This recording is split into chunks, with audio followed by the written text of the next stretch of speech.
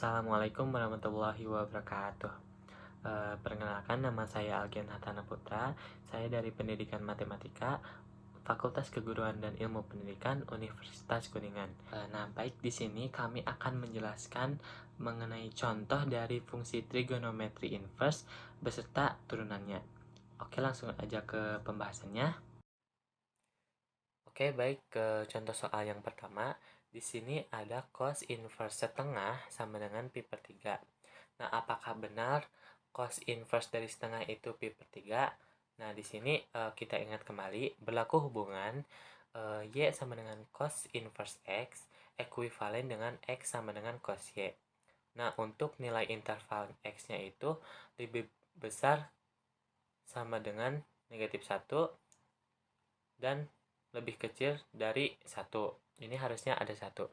Nah, untuk interval Y-nya itu lebih besar daripada sama dengan 0 dan lebih kecil sama dengan pi atau 0, pi, dan yang X-nya itu min 1,1.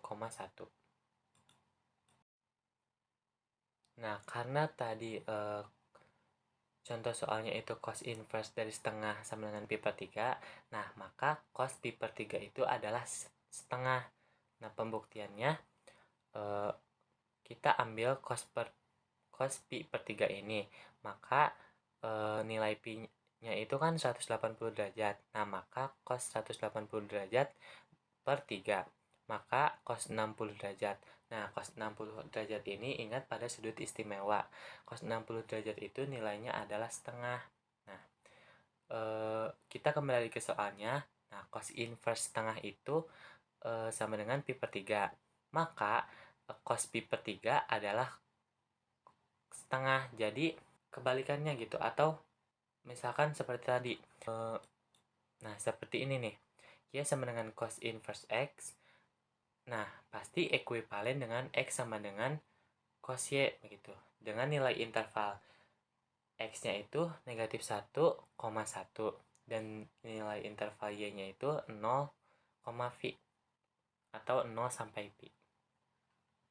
Selanjutnya yaitu saya akan membahas mengenai secant inverse negatif 1 sama dengan pi. Nah, untuk notasi inverse fungsi secant tersendiri, untuk secant inverse bisa ditulis Y sama dengan secant inverse X atau Y sama dengan arcus secant X.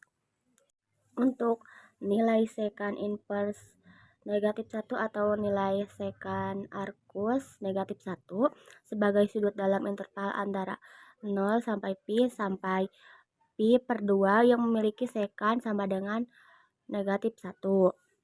Nah, dalam kasus ini secant pi adalah negatif 1. Untuk pembuktiannya yaitu secant pi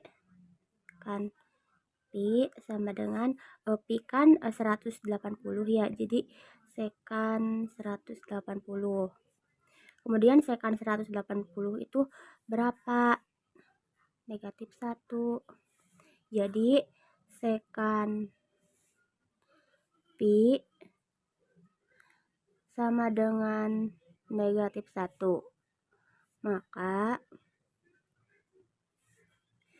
secant inverse negatif 1 itu sama dengan pi benar.